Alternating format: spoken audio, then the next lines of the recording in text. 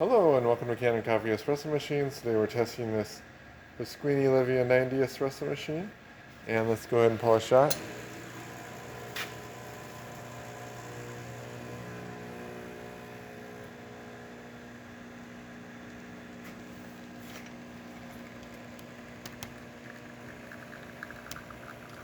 We get a really nice shot of espresso.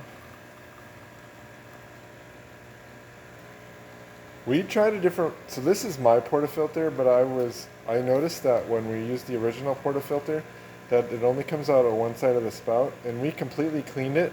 So it seems like there's a wear pattern of some sort that's causing it only to come out one side. But you can see with my portafilter, it comes out both sides, just like it's supposed to. So it makes a great shot of espresso. Let's test the steam. Nice strong steam.